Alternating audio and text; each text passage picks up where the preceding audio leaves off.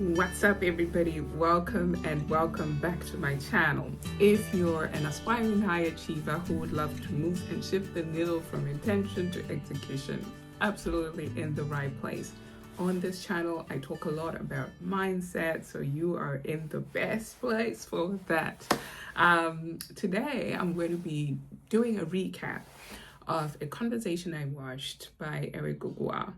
And so, if you don't know, Eric Gugua is an influencer and a digital creator.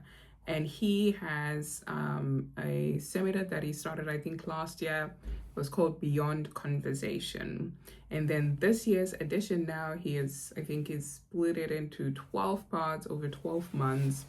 And so he is, it is called 12 Topics That Will Change Your Life.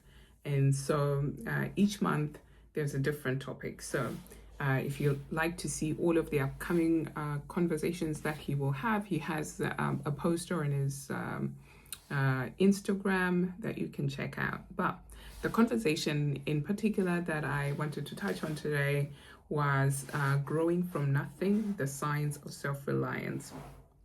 Now, I thought this was a fantastic conversation. I missed the live version of this event, so I have been watching the replay, and I have taken away a lot of nuggets. So what I wanted to talk about was the idea of being a generalist in a specialist world. And so Eric mentioned that in this day and age, like it's easy to think that being a specialist is the right approach, because once you're specialized in something, you see specialists in their field, they are doing really well, they're raking in the millions. So I get the allure for being a specialist, and it makes absolute sense. Being a specialist, a doctor, and then you just hone in and focus on the thing that you're doing, and you become really great at it, and become a really sought after person in the field. But then he also flags the idea of being a generalist, and of course he gave us some examples. The first example he gave was Tiger Woods. And Tiger Woods, started golf from a very young age. Like, I actually didn't know that he started that young. Apparently, this guy was basically before he was even 10, before he was even 5, he had a club and he was playing golf. So that's how young he was. I think he said that he was 3 when he started playing. Don't quote me on that. I might have the exact age wrong, but it was a very, very young age when he started playing golf. And of course, we know Tiger Woods, he was one of the best golf players of all time. He did really, really well. And then he mentioned the idea, Serena Williams as another person that, because we've known Serena Williams since she was young, and I'm sure she started playing tennis when she was young as well. And so it's also easy to think that, hey, she specialized on tennis, and that was a thing, and she honed in and focused on that. But apparently, during a conversation by the journalist David Epstein, who wrote a book, I actually wrote a book titled Why Generalists Triumph in a Specialized World. Apparently, Serena Williams was in the crowd, and she actually, stood up and said, hey, I think my dad was ahead of his time, because when we were younger, he encouraged us to try a whole lot of different sports before we settled on tennis as the sport that we did. And so because she started young, it's easy to think, oh, she just specialized and she did one thing. But actually, she had the opportunity to try a whole lot of different things and sample a whole lot of different things before she settled on tennis as the thing that she was going to be doing. And so So that was one idea that came up, that, whilst it is amiable to be a specialist in something, I think sometimes it's also good to be a generalist and try a whole lot of different things. Because as you try a whole lot of different things, right, you not only get new skills, new ways of thinking, new ways of looking at the world, but you might actually stumble upon your thing that you wouldn't have known otherwise. I remember I was reading somewhere about Steve Jobs, that Steve Jobs, at one point in his university, when he was a student in his university career, he took on a calligraphy course. Now, for a person who was studying, something techy and something sciencey, you would think, like, you would probably look at him like thinking, like, why are you taking a calligraphy course? That's so random, right?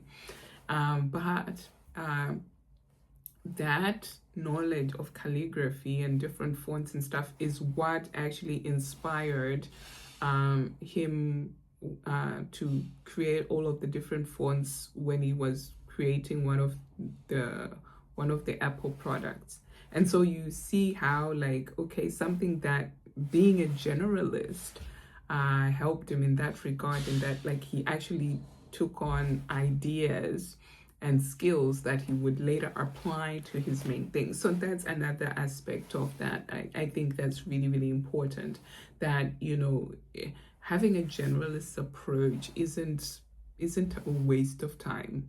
It might appear so at the time, but sometimes, you never know. You might pick up ideas that will actually inform your area of specialization to do it better, to think differently, and to approach things differently, to a way that you would have approached otherwise if you hadn't, explored other areas and done other things. So that was one of the main ideas.